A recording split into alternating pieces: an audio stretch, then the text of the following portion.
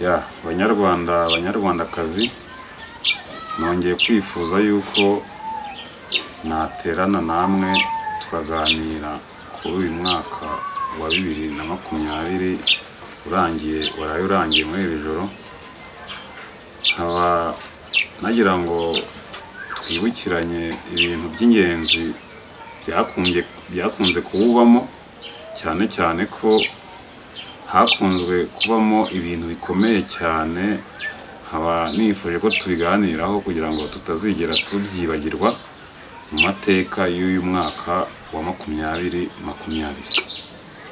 Nkaba rero nabateguriye ingingo z'ibibazo byakunze kubonekamo zigera kuri 12.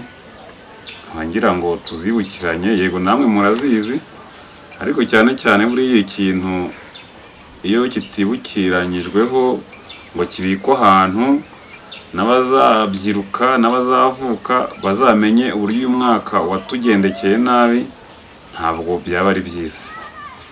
Ngewe rero nkaba ngarutse ndi wa mutekereza nyarwanda wanyu, nkaba ngira ngo kuri izo ngingo 12 nabateguriye tuziganireho. Aka kanya rero nk'uko ubu twinjiye ku itariki ya mbere z'ukwezi kwa mbere muri 2021, hari ibintu byakunze kuba mu mwaka wa 2020. Tese ibyo bintu ni ibihe? Natekereje ikintu cya mbere twaheraho, ubwo abantu bari bameze neza, isi yose itunganye. Muri Australia nagira ngo twibukiranye ko muzi ko hari parike yo muri Australia yahiye, ubwo yashyaga inyamaswa zarimo ziyageza guhunga, ndetse biranga bireberana zigira naho zihungira mu baturage. Ariko icyo gihe mu by'ukuri abantu benshi basaga nkaho bari kogeza, bari gufana, nubwo ibihugu bimwe na bimwe by'amahanga kandi by'ibihangange byagerageje gutabara bijya kuzimya iriya pariki. Kiriya kintu rero cy'uburyo iriya pariki yahiye, ngira ngo tunibukiranye yuko parike yari ifite kilometero kare 120,000. Ntabwo rero iyo parike murumva ko ntabwo ari ntoya. Icyo ngira ngo nicyo cyabanje mu by'ukuri kiradutungura, gitungura isi yose, buryo umuriro wirwaga waka ukarara waka, abantu bajya kuzimya birayoberana. Icyo gisa nkaho kirangiye.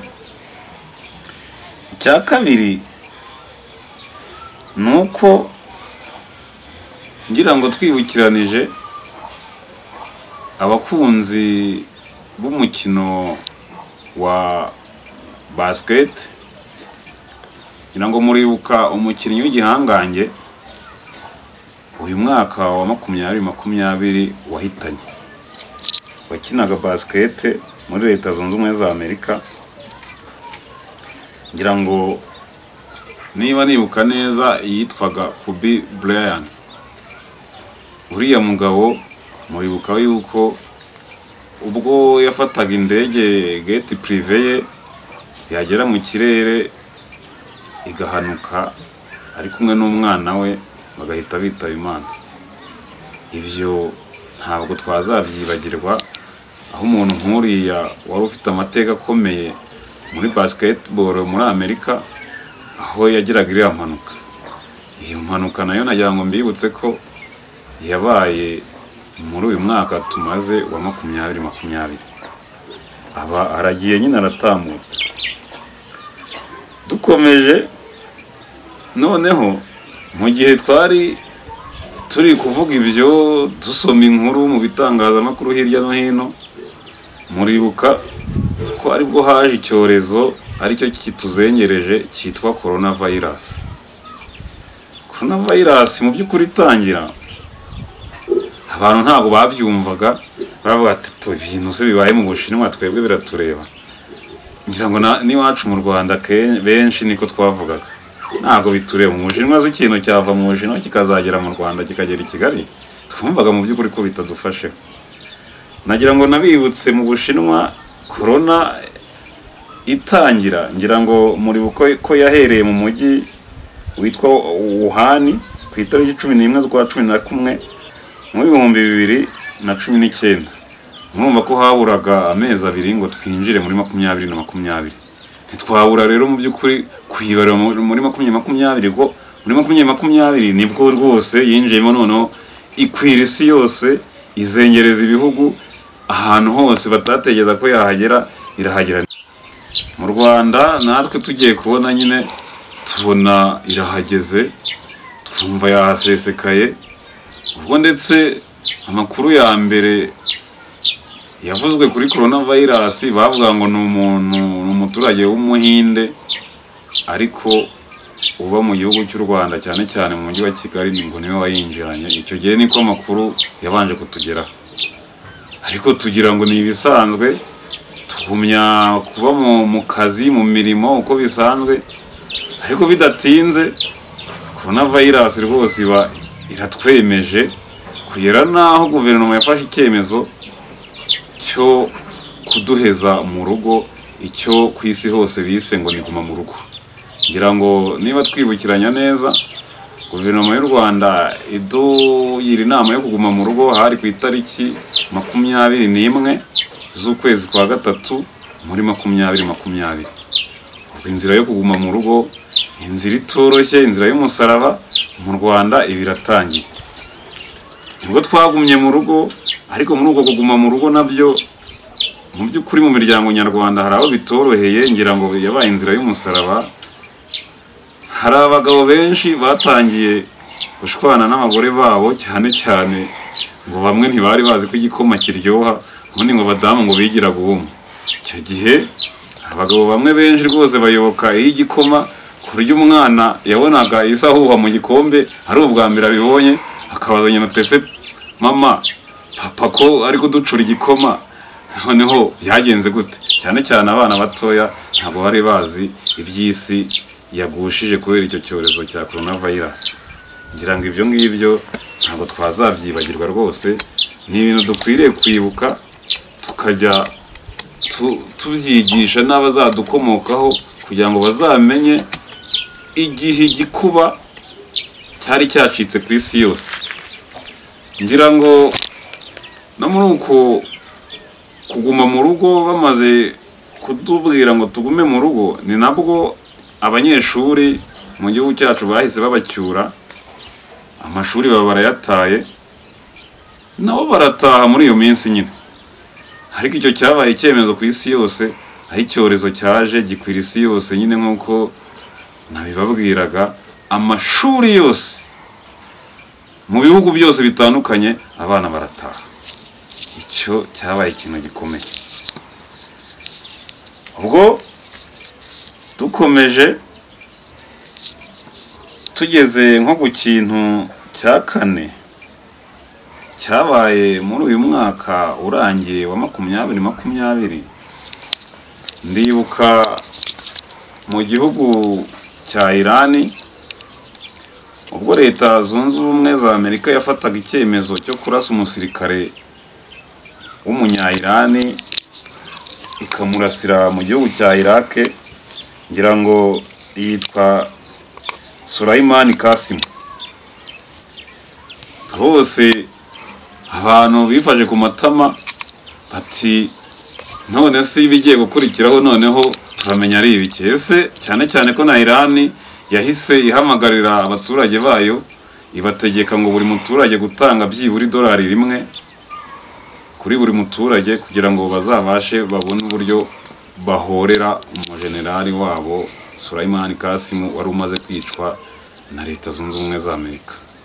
Twibazaga ibigiye gukurikira, tukavuga ese mama haba hagiye kuba intambara y'isi yose, cyane cyane ko ibihugu bimwe wumvaga biri gufana, bimwe biri inyuma ya Irani, ibindi biri inyuma ya Amerika. Mu by'ukuri icyo gikorwa nacyo cyari giteye ubwoba. Ubwo rero ntabwo twabyibagirwa uburyo umujenerali yarashwemo bitunguranye 2020 nawe iba iramuhitanye. Icya gatanu, dukomeje ku bintu twegeranije nagumye kwegeranya, ntabwo mu by'ukuri twakwibagirwa aho Perezida Trump murazi yuko ubundi ubusanzwe muri Leta Zunze Ubumwe za Amerika nibo bigisha demokarasi, nibo bajyaga baha ibihugu amabwiriza, rimwe na rimwe hakaza no kunenga ngo amatora yagenze nabi, ngo bagize gute. Nibo babaga bambere kohereza indorezi mu bihugu hirya no hino ku isi. Ariko muri 2020 agashya kabayemo nibwo tubonye bwa mbere igihugu cya Leta Zunze Ubumwe za Amerika cyari kiyobowe na nyakubahwa Perezida Trump, ubwo yajyaga mu matora yarangiza akarekarama ko bamwibye amajwi. Kandi mu by'ukuri Amerika ariyo yatangaga urugero muri demokarasi nk'uko babyiyitirira. Kumva rero umuperezida w'igihangange w'igihugu nka kiriya nawe yihanukira akavuga ngo bamwibye amajwi, ndetse nta nubwo yarekeye aho gusa, yagerageje kujya kurega aregera urukiko rw'ikirenga, ariko ruza kwemeza yuko ibyo avuga nta shingiro bifite. Muri 2020 rero ntabwo icyo gikorwa nacyo cyabaye muri Leta Zunze Ubumwe za Amerika, ntabwo twazakibagirwa ko ni ubwa mbere byari bibaye. Icyo nacyo ngira ngo cyarabaye, namwe murakibuka. Naringeze ku cya gatandatu rero nakusanyije cyo kiraza cyerekeza mu gihugu cya Ethiopia.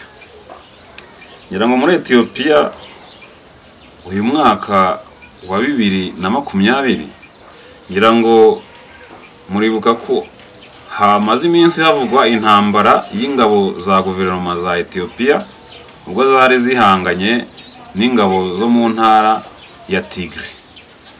Muri make Tigre ni agace kamwe ko muri Ethiopia, ariko kiyomoye kuri guverinoma, kashaka kwigenga, gashaka gushyiraho ubutegetsi bwako n'igihugu cyako. Mu by'ukuri kashaka Ethiopia icikamo ibihugu bibiri. Ariko guverinoma ya Ethiopia irangajwe imbere na perezida wayo yavuze ati ibyo ntago bishoboka. Nibwo yateguye ingabo, ategura ibitero bikomeye, agaba kuri za ngabo ziyomoye kuza guverinoma zabaga mu ntara ya Tigre, barazirasa kugeza kano kanya imijyi imwe n'imwe guverinoma ikaba imaze kuyisubiza. Mu by'ukuri icyo ni ikintu gikomeye nacyo cyabaye mu gihugu cya Ethiopia, cyabaye muri uyu mwaka wa 2020. Icyo kintu nacyo ntabwo tugomba kukibagirwa. Timurambirwe rwose, ndabasabye ibyabaye byo ni byinshi, ariko nagiye ngerageza gushaka iby'ingenzi nanjye nimuka. Ndabasabye tugumye tubyibukiranyeho kugira ngo ibi bintu bitazaducika. Ubwo ngeze ku cya karindwi. Cya karindwi ni mu gihugu cya Mali, aho perezida wayoboraga igihugu cya Mali, abasirikare bagize gutya bamukubita kudeta, bamufata mpiri. Bamaze kumufata mpiri bakoresha amayeri akomeye cyane, bamujyana kuri radiyo y'igihugu ya Mali, bamutegeka ko kuvuga ko ngo yeguye ku giti cye bwite. Ariko ko yari umuperezida w'inyangamugayo ucisha bugufi, mu by'ukuri ntabwo yigeze ahangana n'ako gatsiko kari kamukoreye kudeta. Yagiye kuri radiyo y'igihugu na televiziyo y'igihugu arabivuga. Amaze kubivuga, ngubwo agatsiko kari kafashe ubutegetsi gakomeza gahunda yako nyine perezida bari bavanyeho, aragenda arituriza, ntiyirwa hangana nk'uko babandi bahita birukira iyo mu ishyamba bagatangira kugaba ibitero ku baturage bayoboraga batishimiye uburyo bavuyeho.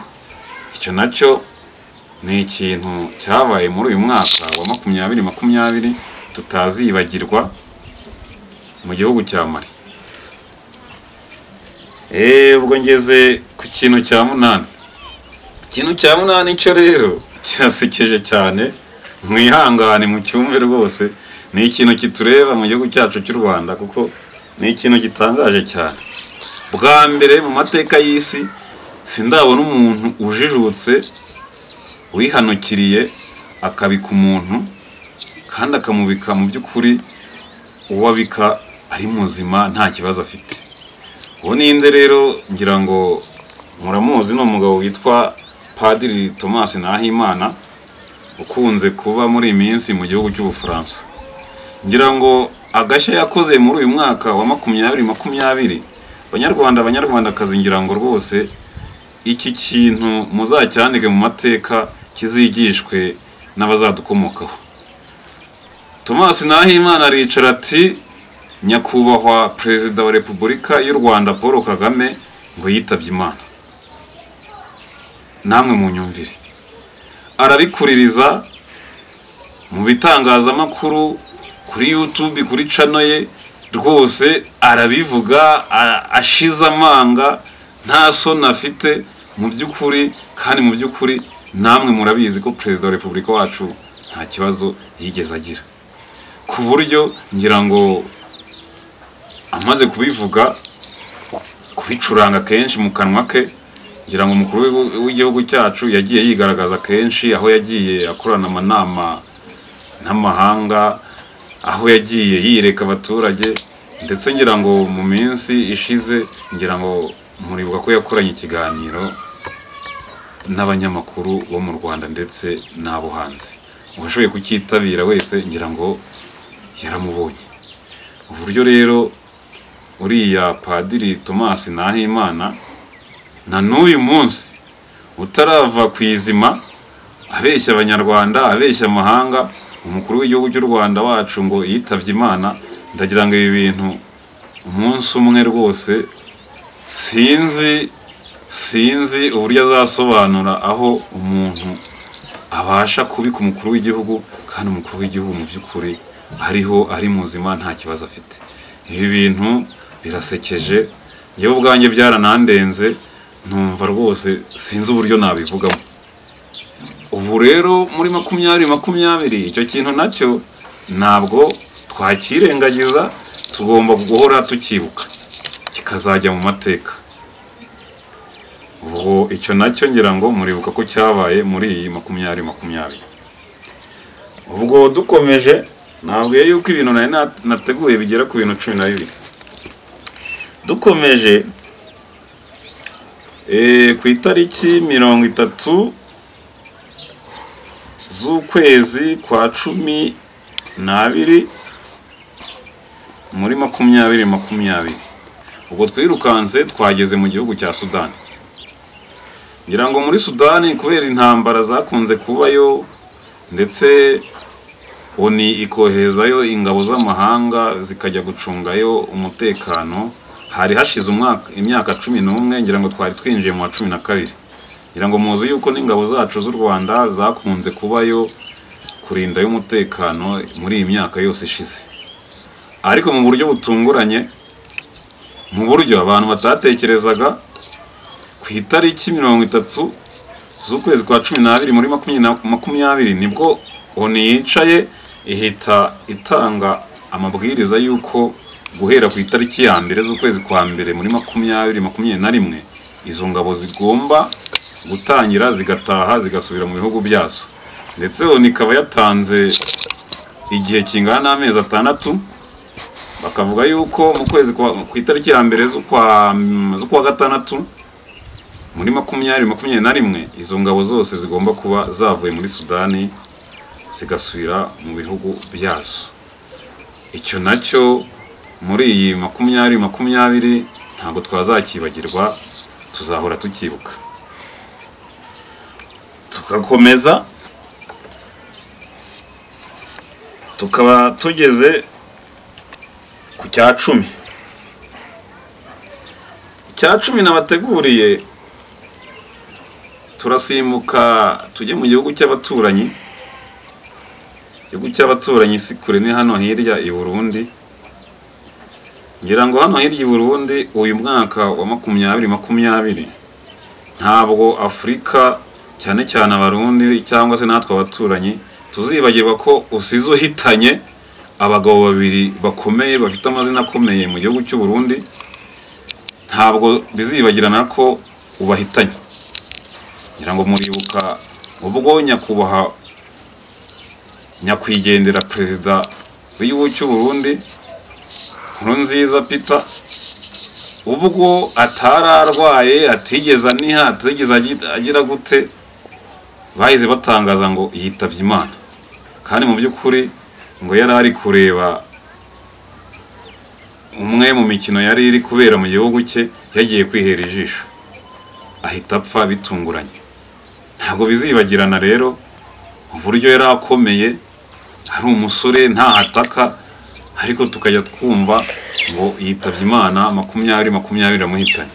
Si nawe gusa, ngira ngo muribuka uwo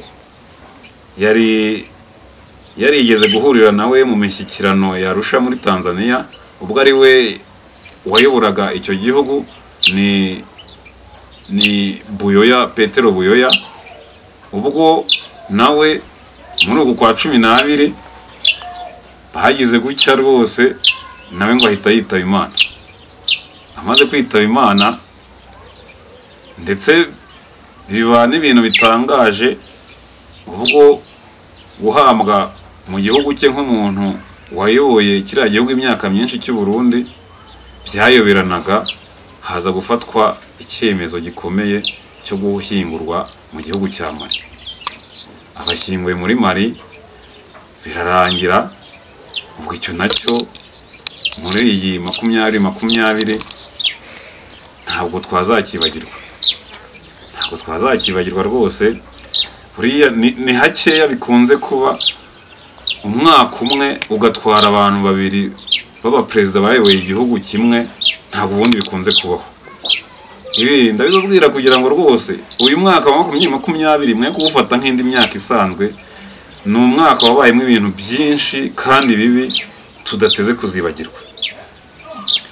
Ubwo aho tubavuyeho twihuse tukagera ku kintu cya 11 nacyo cyabaye muri uyu mwaka turangije. Iki natekereje cya 11 ni amatora yabaye mu gihugu cya Centrafrica.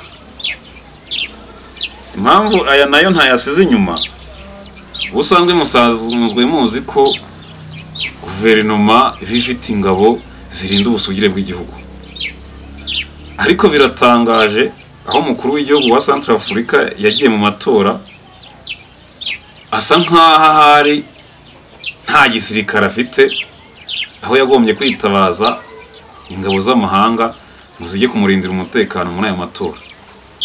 Ingabo z'amahanga zijyayo, ngira ngo murazi ko n'ingabo zacu z'u Rwanda zagiyeyo, arizo zanagize uruhare cyane rukomeye kumurindira umutekano kugira ngo mu matora abashe kuba.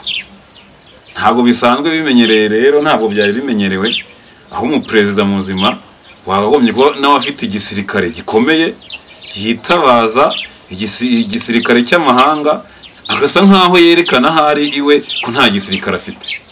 Nkibaza ese niba yaritabaje igisirikare, ingabo z'amahanga akaba arizo zijya kurinda umutekano mu gihugu cye, yaba azaba akagumya kuba perezida w'amahanga, azaba perezida w'abanyagihugu? Ese bizarangira gute? Ibi nabyo nge naricaye mbona ni ikintu kitari gisanzwe.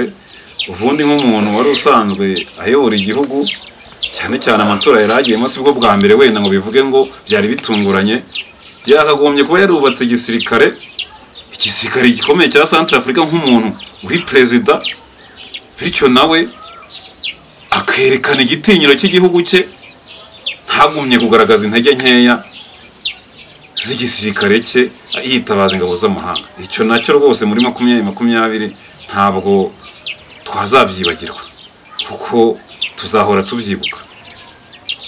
Ubwo rero ibyo nabyo birangiye, mwihangane, burya umuntu nubwo akabara ibyabaye hirya no hino, ariko nawe ntabwo yakwiyibagirwa. Cya 12 nyina ngo dusozerezeho rero ni ngewe ubwanjye nanjye uyu mwaka wa 2020 ntabwo wanyoroheye, ntabwo wambaniye, wambereye umwaka mubi. Ndetse buriya mu myaka mfite nahise mfata icyemezo cyo kuvanaho sinjye nkubara, kuko iyo mutekereje numva mbabaye cyane, ku buryo nsigiye ibikomere bikomeye cyane. Aho uyu mwaka nagize gutya ufata ibintu byose navunikiye nubatse mu myaka 30, uyu mwaka ubitwara mu mezi 3 ya nyuma ya 2020 byose bihita biyoyoka. Ni ukuvuga ngo ntabwo nanjye mu buzima bwanjye nzigera mwibagirwa, kuko iyo ufashe ibintu wavunikiye mu myaka 30 bikayoyoka mu mezi 3, n'uyu mwaka wa 2020 nanjye usize unkomerekeje ntabwo nzawibagirwa. Ariko nubwo bimeze gutyo, umugabo w'umuhanga w'umufilozofe akaba yarambwiye ati rero wa mugabo we, ati burya, ati iyo bikugendekeye gutyo, ati tubigereranya nko kugwa hasi usitaye. Ati burya gusitara ntabwo ari ikibazo, ati iyo usitaye ukagwa si ikibazo, ahubwo biba ikibazo iyo uguye ugaherayo. Ati ariko iyo uguye ntuhereyo ukeguka, ukomeza urugendo, aho mwari muri kumwe bari bamaze kugusiga ukagerageza ukabegera. Ati ndetse ukoresha ingufu nyinshi iyo ubegeye, atugomeza gukoresha ingufu none ukabasiga hahandi mwari mufite kugera, mwari mwarasezeranye muzagera, ukabatanga. Ubwo rero nanjye akaba ariyo nama yangiriye, kweguka naregutse ntago nahezeyo, nanjye ngiye gukora cyane kugira ngo abo twari kumwe urugendo twari twarasezeranye nzarebe niba nabashyikirira ndetse nkabatanga, aho twari twariyemeje tuzahurira nkabatangayo cyangwa tugahurirayo. Ikibazo ntabwo cyabaye kugwa, ahubwo naregutse. Ibyo bintu rero akaba ari byo nari nabateguriye, kandi nabyo ngira ngo tubishyire mu bubiko twe kuzabyibagirwa. Nk'umutekereza nyarwanda rero nkaba narabasezeranije ko ntazajya mbatenguha, ibintu tuzajya tubiganira uko biri, twarangiza tukabibika mu bubiko, tukazajya tubyigisha n'abazadukomokaho. Murakoze cyane, ariko ndabinginze ngo iki kiganiro muzagikurikire, cyane cyane ko kiri kuri YouTube channel Bosco Mulisa Kayiranga. Ndabashimiye, mugire umwaka wa 2021 mwiza cyane, ntuzatubere nk'uyu tuvuyemo wa 2020.